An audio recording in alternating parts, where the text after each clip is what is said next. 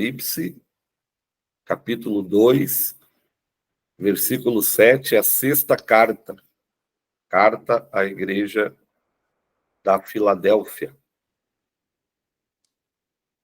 E ao anjo da igreja que está em Filadélfia escreve: isto diz o que é santo, o que é verdadeiro, o que tem a chave de Davi, o que abre ninguém fecha, e fecha e ninguém abre.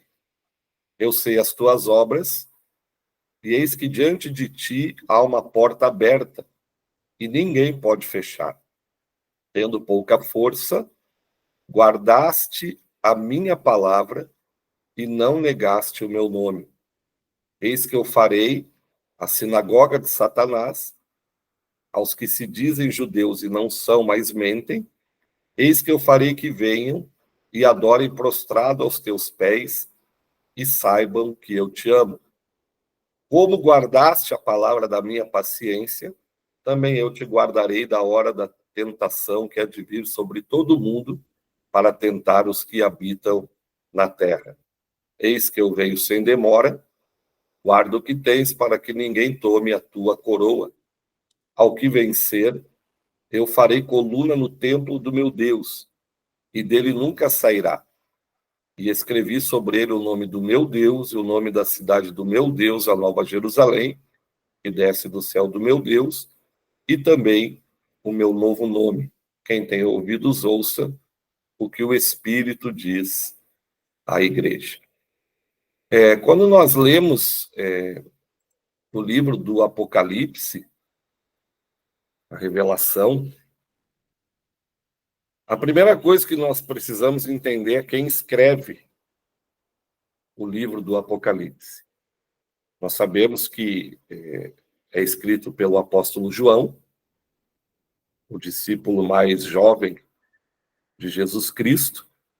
Por isso que no último capítulo do livro de João, capítulo 21, quando Jesus ali está se despedindo, Pedro faz um questionamento acerca, pergunta, e esse aí? E aí Jesus disse, eu quero que ele fique até que eu venha. O que tu tem a ver com isso? Tipo assim, cuida de ti, porque João já tem. E ficou um ditado entre os apóstolos que João não morreria. Pela frase que Jesus disse, se eu quero que ele fique até que eu venha, então os discípulos achavam que João não morreria. Mas Jesus estava fazendo uma referência que ele viria e apareceria para João na ilha de Patmos. Por isso que João, ele é o único apóstolo de Jesus que não morre martirizado. Ele morre de causas naturais. Ele foi o bispo de Éfeso, o pastor de Éfeso, inclusive a mãe de Jesus Cristo. A história nos mostra que ela habita em Éfeso com o apóstolo João. E o que é interessante nessa carta à igreja da Filadélfia é que faz menção a uma parte do texto que diz assim, mesmo tendo pouca força, não negaste o meu nome. E João, ele passou por isso. E antes de nós chegarmos ali na Revelação, eu quero relatar um pouquinho do que acontece com a vida do apóstolo João. Essa carta é escrita aproximadamente no ano 90, 96 depois de Cristo. É interessante entender que esta contagem não é a partir da morte, mas do nascimento. Então, em torno de 60 anos depois da morte de Cristo, João, ele já é um ancião, ele já está com uma idade adiantada, e o imperador romano desse período é um homem chamado Domiciano. E Domiciano, ele foi considerado um dos anticristos, porque ele baixou um decreto que todos deveriam dizer que ele era Deus. E para dizer que ele era Deus, inclusive as pessoas eram martirizadas, elas precisavam negar a Jesus Cristo. E Domiciano, então, ele chega aos ouvidos de Domiciano que havia um homem chamado João, o último dos apóstolos, que era uma influência muito poderosa na região, porque era o último apóstolo que estava vivo. Dos 12, apenas João ainda estava vivo. E Domiciano tenta calar o apóstolo João e tenta, então, fazer com que João negue a Jesus. Mas, como nós todos sabemos, João chega na presença de Domiciano e não nega Jesus. João diz: eu não posso negar a Jesus Cristo. Então, Domiciano prende o apóstolo João e a história conta que ele pensa de como que ele vai martirizar João, ou seja, matar João, porque João não havia negado o nome de Jesus. E aí a história vai nos contar que eles preparam um caldeirão com óleo fervendo e vão jogar o apóstolo João dentro daquele caldeirão se ele não negasse o nome de Jesus Cristo. Eu fico imaginando, eu vou parafrasear, isso não está na Bíblia, mas a história nos permite imaginar. Talvez alguém tenha dito: negue Jesus. É só você negar Jesus e depois você continua a sua vida normal. Mas Jesus sabe que você não o negou, mas pelo menos você fica vivo. Você vai lá e diz: não, eu nego a Jesus Cristo. Mas como que João, um apóstolo que andou com Jesus, que viveu os milagres com Jesus, que a Bíblia diz que ele era o apóstolo amado de Jesus, o mais jovem, o único que viu a crucificação, aquele que deitou a cabeça, reclinou a cabeça no peito de Jesus na ceia, aquele que no dia da crucificação ouviu de Jesus: eis aí a tua mãe, e Maria, eis aí o teu filho. Como que alguém que teve tantas experiências com Jesus pode negar a Jesus Cristo?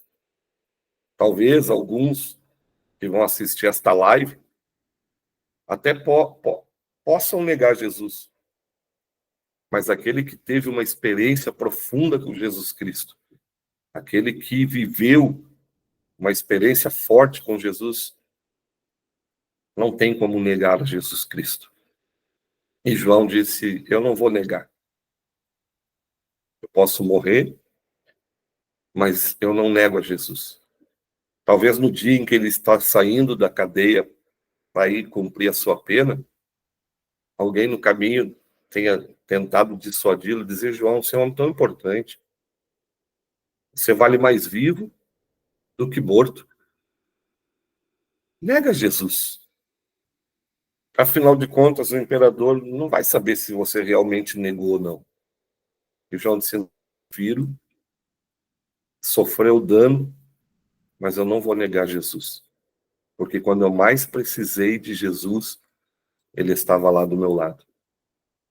E aí chega lá perante o imperador, aguarda todos os que estavam assistindo. E o imperador disse: se você não me negar, eu vou te jogar dentro desse caldeirão de óleo fervendo e você vai ser martirizado. Você nega Jesus? E ele diz: não, eu não nego Jesus, eu prefiro morrer nesse caldeirão. Mas aí eu entendo duas coisas, né? A pena que Domiciano escolhe, espiritualmente, ela é interessante, né? Porque o óleo é o símbolo do Espírito Santo. E ele prepara um caldeirão com óleo. E o fogo na Bíblia também é um símbolo do Espírito Santo. E ele vai jogar o apóstolo dentro de um caldeirão onde tem óleo e tem fogo, na expectativa de martirizar o apóstolo. Eu creio que João deve ter pensado assim: bom, se tem óleo e tem fogo, com certeza Deus também está aqui. E jogam ele dentro do caldeirão. E a expectativa agora é que João seja martirizado, que venha fritar naquele óleo.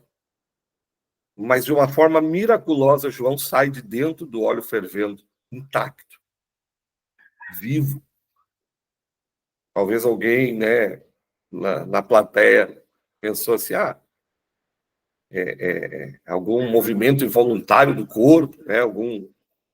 Não, mas era João saindo de dentro do caldeirão miraculosamente, porque Deus estava preservando a vida dele.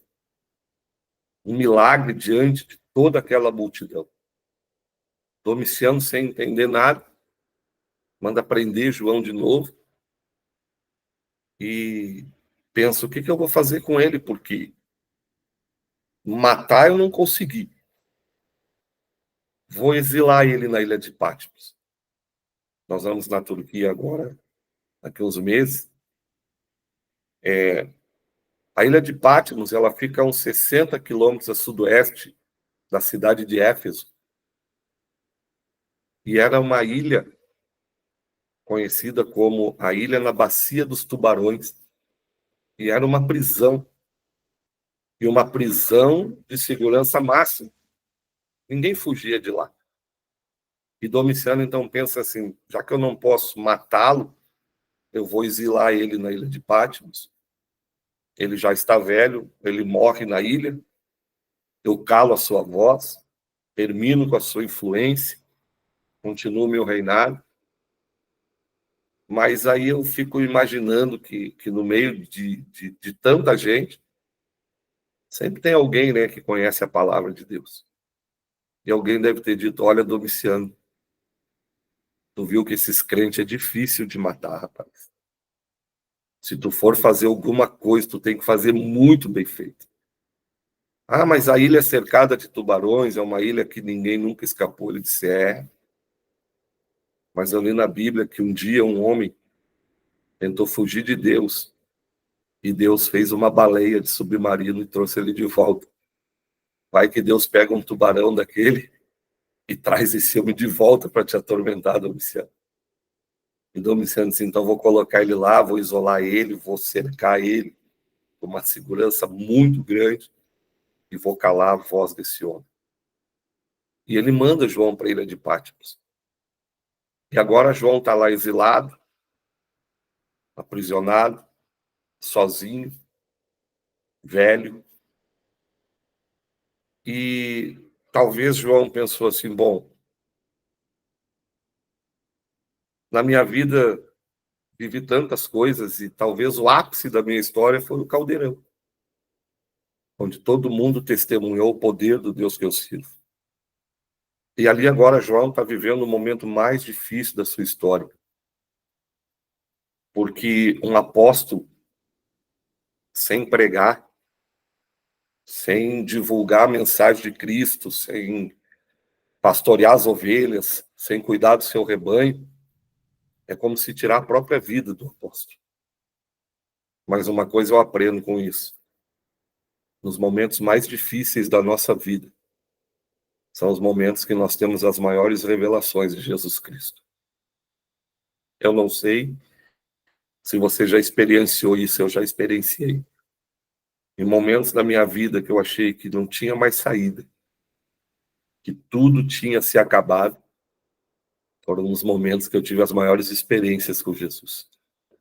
E é isso que eu quero dizer para vocês. Eu não sei o que você está vivendo, mas nos piores momentos são as maiores revelações de Cristo para a nossa vida. João estava lá na ilha, como se fosse o fim, tudo está acabando, quando de repente ele pega uma caneta e começa a escrever, e escreve assim: eu, João, vosso companheiro e servo de Jesus Cristo, estava aprisionado na ilha de Patmos por não negar a Jesus Cristo e nem a sua palavra. E de repente, ouvi atrás de mim uma voz como um som de muitas águas. E quando me virei para ver quem falava comigo, eu vi 7 castiçais de ouro. E no meio dos 7 castiçais, um que era semelhante ao Filho do Homem. Na sua destra, ele tinha 7 estrelas. Da sua boca saiu uma espada afiada de 2 gumes. O seu cabelo Era branco como a mais alva neve ou a pura lã. Os seus pés como um latão reluzente polido numa fornalha. Ele tinha nos seus peitos um cinto de ouro. O seu rosto era como o sol na força do meio-dia. E quando eu o vi, caí como morto aos seus pés. Mas eu senti que a sua destra me tocou e disse: não temas, João, porque eu estou vivo. Estive morto, mas estou vivo para todo sempre. E tenho nas minhas mãos a chave do inferno e da morte. Imagina a revelação de João, porque João viu Jesus com as mãos furadas, sangrando. Agora Jesus está na sua mão com as 7 estrelas. Os seus pés, que subiram aquelas ladeiras em Jerusalém, arrastando com aquela cruz, agora estão como um latão reluzente. O rosto de Jesus, que estava ensanguentado, agora João vê como um rosto que brilha como o sol. Os seus olhos como chama de fogo. Seus cabelos brancos. Agora Jesus não está vendo o Cristo humilhado, mas está vendo o Cristo glorificado, triunfante, que venceu a morte e o inferno. E aí Jesus diz: o que tu ouve, escreve e envia a 7 igrejas que estão na Ásia Menor. E ele vai ditando carta por carta, até chegar na igreja da Filadélfia. E ele começa a dizer assim: eu pus diante de ti uma porta aberta e ninguém pode fechar. Mesmo tendo pouca força, não negaste o meu nome. E o que me chama a atenção é o contraste da carta da igreja da Filadélfia com a carta da igreja para Éfeso. Porque a carta para a igreja de Éfeso diz assim: o que eu tenho contra ti é que abandonaste o teu primeiro amor. Mas a carta para Filadélfia diz: não negaste o meu nome, nem a minha palavra. E são duas coisas tão interessantes. Por quê? Porque a igreja de Éfeso era uma igreja tão poderosa, tão atuante, tão completa, tão rica, tão poderosa nas suas obras.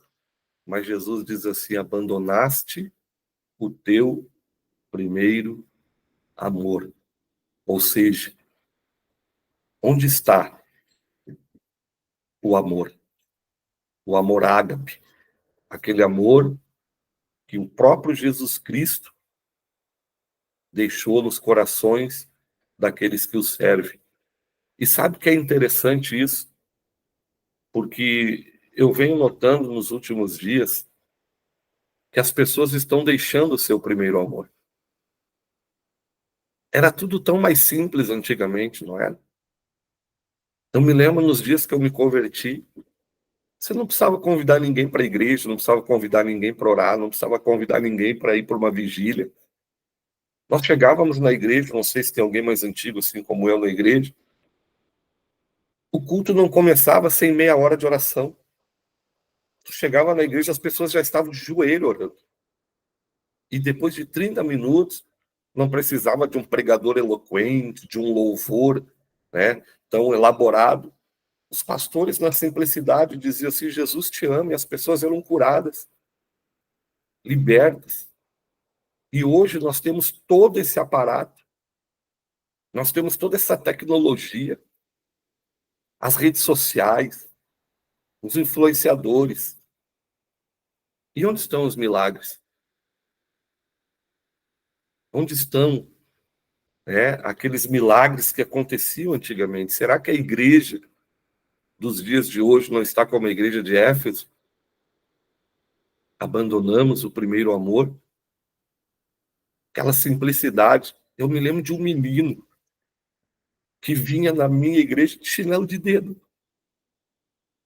E alguém dizia assim para ele: mas meu filho, vai colocar o sapato. Ele disse: não precisa. Eu vou para a igreja para adorar Jesus Cristo. E tinha uma alegria tremenda aquele jovem. Até que um dia, a família, de tanto se levantar contra este menino, arrancou ele da igreja entristeceu o seu coração, e aquele menino que tanto amou a Jesus tirou a sua própria vida. E aí eu fico pensando, aonde está aquele primeiro amor da igreja? Agora, daqui a pouquinho, vai sair um grupo para o evangelismo, na madrugada. E eu digo para eles, não adianta levar comida se o coração não for junto. Porque a gente não está indo levar alimento, a gente está indo levar a palavra de Deus e a salvação. E aí, quem já foi da Assembleia de Deus, conheceu o Mensageiro da Paz, eu vou procurar nos meus arquivos, tem um moço que escreveu um testemunho, e ele disse assim, 3 sonhos terríveis numa mesma noite. E é a história dele. Ele conta que no primeiro sonho, ele estava perdido no mundo, nas drogas, viciado, perdendo a família. E ele lembra que no sonho, preste bem atenção nisso aqui, tinha um demônio que acompanhava ele. E onde ele ia, aquele demônio ia com ele. Até que num determinado momento, que ele já não aguentava mais a dor e o sofrimento, ele passou na frente de uma igreja, olhou, o culto estava acontecendo, ele entrou correndo e sentou. E aí diz que o inimigo, né, que estava com ele, sentou lá e ficou do lado dele. E aí, o pastor pregando, fez o convite, quando menos percebeu, ele estava lá na frente e aceitou Jesus. E aí esse demônio foi lá no inferno dar um relatório. E o diabo disse, o que aconteceu? Ele disse, olha, estava tudo indo bem. Ele estava perdido, perdendo a família, estava nas drogas. Mas aí ele entrou numa igreja e tinha um homem lá pregando com uma autoridade tremenda. Eu nem percebi. Quando eu olhei, ele saiu correndo, foi lá para frente, aceitou Jesus e saiu da igreja já transformado. E como é que ele está agora? Agora ele está bem. Voltou para a família, não usa mais droga, está super bem. Está no primeiro amor. Aí o diabo disse, então tu volta lá e acompanha ele e faz ele abandonar o primeiro amor. E aí aquele demônio volta, ele dorme de novo e começa o segundo sonho. Ele está na igreja, está bem, e aquele demônio acompanhando ele começou a dizer assim, olha que pregação mais comprida. É, né? É muito grande essa pregação. Ah, esses hinos da harpa aí não são legal. É. E ele começou a ficar crítico, começou a questionar tudo, a criticar tudo, só ele era o certo, só o que ele fazia era bom, e o inimigo foi esfriando ele, e aí ele já não ia em todos os cultos, não precisa tanto ir na igreja, não precisa orar tanto, agora você é um teólogo, você conhece a Bíblia, essas pessoas pregam aí, tá tudo errado, e foi, até que ele pegou e caiu de novo.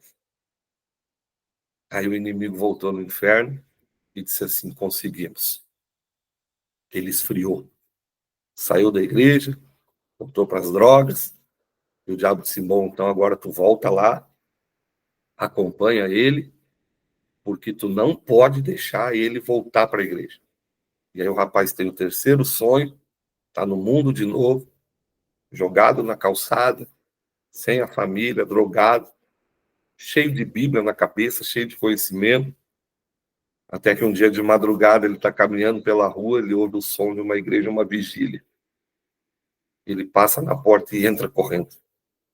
E o inimigo entra com ele e diz assim, tu não pode voltar. Deus não te quer mais. Olha tudo que tu fez. E o inimigo falando para ele, né? Tu não pode mais retornar. Tu, né? Deus não vai mais te aceitar. Tu foi longe demais. E ele ali, né? No culto, o pregador pregando, até que o pregador disse assim, ó, o que eu tenho contra ti é que abandonaste o teu primeiro amor. Mas lembra de onde caíste e volta à prática das velhas obras. E aí o demônio, quando eu olhei para o lado, ele já estava lá no altar. E ele gritou bem alto, estou voltando ao primeiro amor. E eu não mais consegui segurar ele. E o diabo disse assim, agora que ele voltou ao primeiro amor, agora a gente não pode fazer mais nada. E sabe que às vezes a gente se torna tão crítico, não é verdade? A gente olha para as coisas assim, de uma maneira tão humana, tão crítica, e as coisas já não são mais suficientes. A gente sempre quer mais, quer mais, quer mais. Mas o que Jesus disse para a igreja de Éfeso é: abandonaste o teu primeiro amor. Mas lembra de onde tu caíste, arrepende-te e volta. E o meu convite hoje para vocês e para essas pessoas que vão assistir no YouTube, vamos voltar. Tu sabe o que Deus está falando contigo. Vamos voltar. Vamos lembrar onde foi, aonde nos tornamos, sabe? Essas pessoas que muitas vezes até incrédulos nos tornamos, porque as pessoas estão contando um testemunho e nem nós estamos acreditando. Sabe, alguém me disse esses dias: pastor, o senhor é muito bobo. Eu disse: eu não sou bobo. Bobo é quem não aproveita o meu amor. Porque as pessoas vão e vêm, vão e vêm. Vocês que são da igreja sabem o que eu estou falando. Usufruem, são abençoadas, depois te abandonam. E aí, quando elas estão mal, elas voltam. E a gente abraça de novo. E eu disse assim: se eu não acreditar que uma pessoa pode mudar de uma hora para outra, eu não posso acreditar na minha mudança. Porque foi assim comigo. Um belo dia, Jesus me encontrou e eu mudei. E eu vou ser bobo então a vida inteira. Porque é para isso que Deus nos chamou. Eu vou contar uma coisinha para vocês aqui. Eu morava no centro de Porto Alegre, na Avenida Independência, e eu fazia o jardim de infância na Igreja Luterana. ICLB, Igreja de Confissão Luterana do Brasil. Eu sei que não tem nada a ver o que eu vou falar, mas eu nasci no dia 8 de dezembro. E dia 8 de dezembro, para os católicos, é o dia da Nossa Senhora da Conceição. Acho que é isso. E 2 quadras da minha casa tinha uma igreja na Independência, Nossa Senhora da Conceição. 2 quadras da minha casa. E até do lado tem o viaduto da Conceição. Era um viaduto dos suicídios lá no centro de Porto Alegre. E quando eu tinha 4 anos de idade, eu saía da minha casa e quando eu chegava na frente da igreja, na escadaria da igreja, estavam os mendigos sentados. Eu abria minha lancheira, tirava meu lanche, entregava, e a gente conhecia todos eles pelo nome.